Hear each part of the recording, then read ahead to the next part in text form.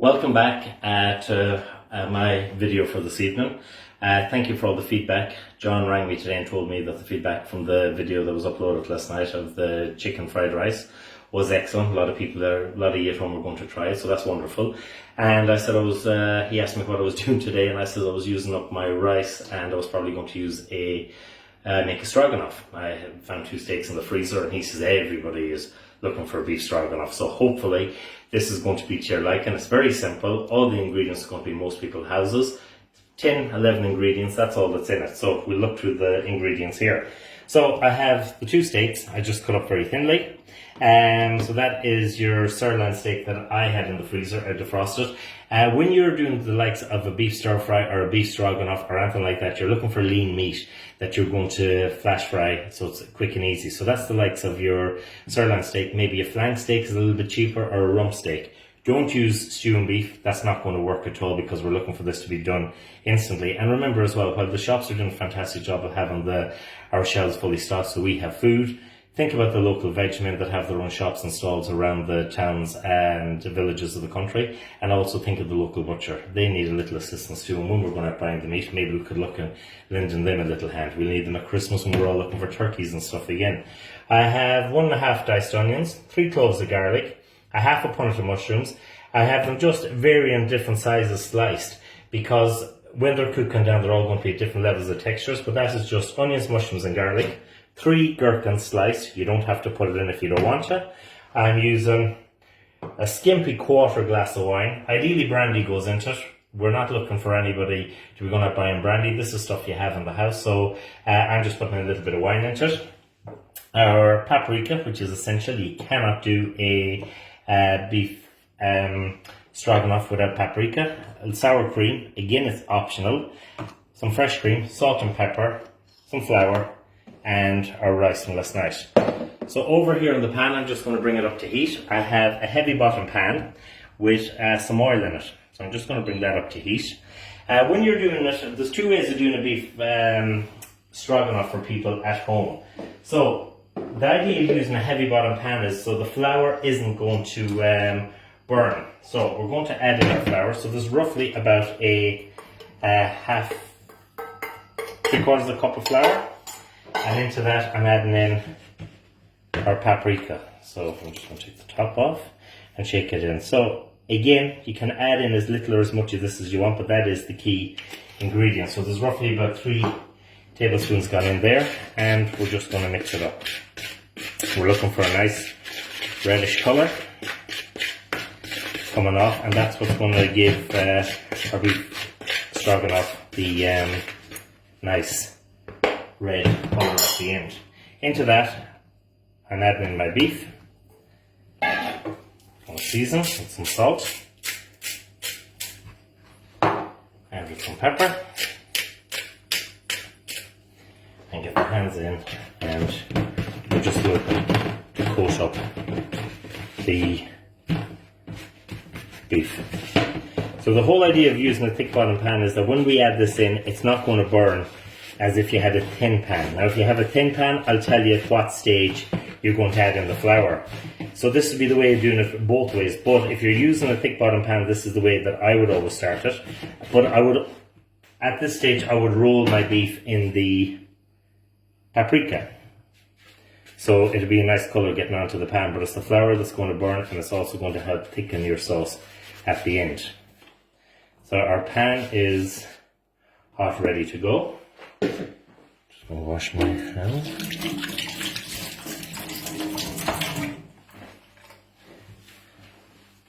And we're going to move over here to the pan. I'm going to get it coming back up to heat. So, see the smoke rising off? And like that, we're just going to be careful putting it in. Nice little sizzle. So this is ordinary oil. So out of this 2 steaks, we are going to get roughly 4 dinners out of it. So you're really getting excellent value for money out of 2 steaks.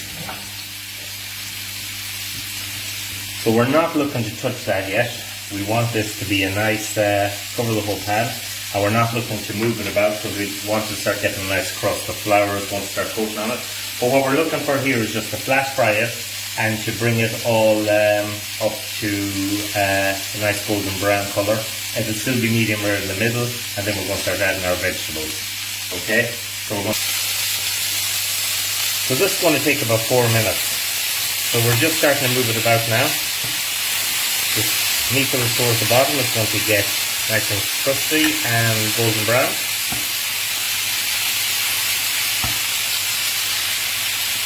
You see the nice colour coming up on our meat already. So as I said, this will take about 4 minutes, depending on what.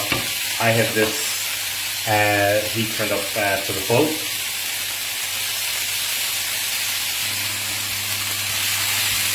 So our meat is getting a nice colour. We're looking just to take all the rawness out of the meat. As I said, we're just cooking it. It's still going to be a little bit rare on the centre. We're not looking to overcook it because as we add in our vegetables and add in our sauce to reduce down, it's still going to keep cooking.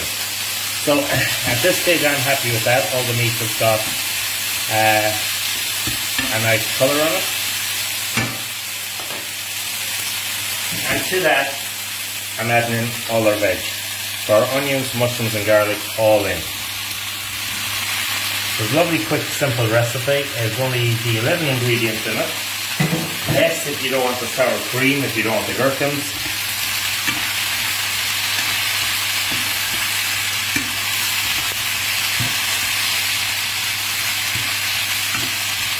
If you have too much flour on your meat, the pan or the oil will absorb it all. So see how the colour is coming off the meat, going on to our veg. So we're going to let that fry for about another 2 minutes just to soften up and start sweating off our veg. Now, when you're using a thick bottom pan, there's never any risk, or even a non-stick pan, there's never any risk of this starting to catch a burn in the bottom.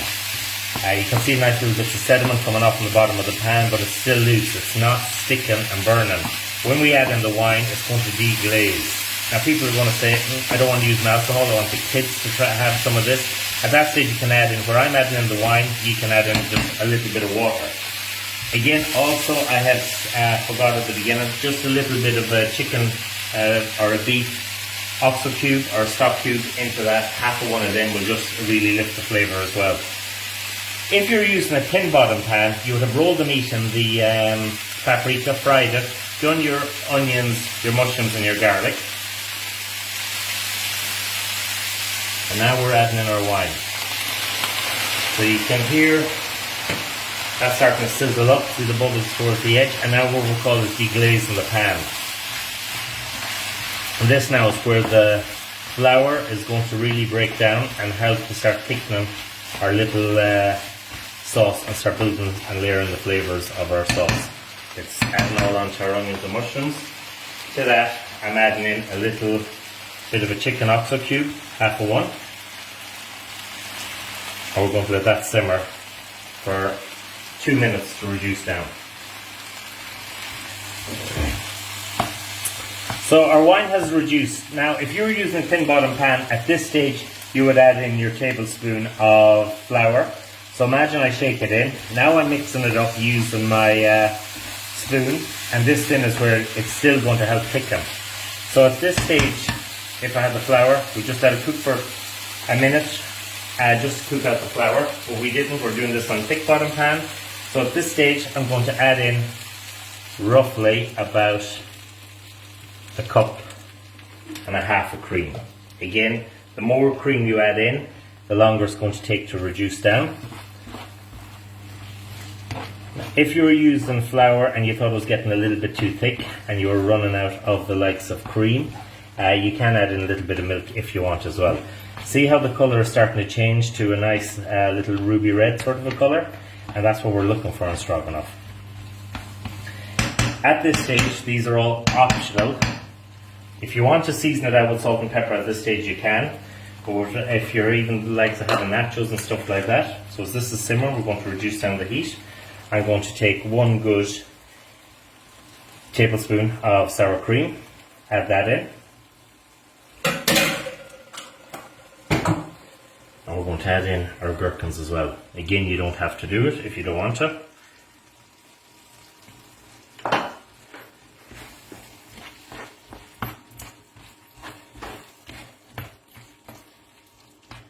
And we're just going to season it with another little bit of salt and pepper. Again, remember you have your chicken bouillon in there. You have some salt and pepper that you season the meat at the beginning. So all that flavour is all built up in there. Because we're doing everything in the one pan, all the flavours are locked in.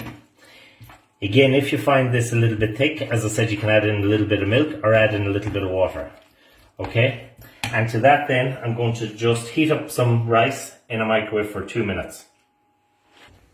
So we've just taken the rice out of the microwave. It was in for 2 minutes. This was simmering down. Now if you are celiac or gluten-free or something like that, you don't have to add in the flour. As the cream reduces down, it will thicken anyways. It'll just take a little bit longer. So you would just be leaving in your paprika. As long as you get your nice red colour, it's a nice creamy thick sauce. And we'll turn this off and we're ready to plate up. So as I said, there's about 4 portions in here. This is the rice that we left over from this night. If you had a little bit of parsley or something like that to sprinkle over the top, you can, but this is easy, simple dishes at home. There's another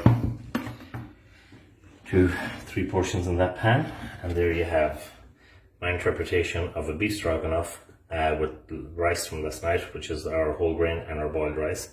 And hope you enjoy it, and stay safe everybody. Thank you.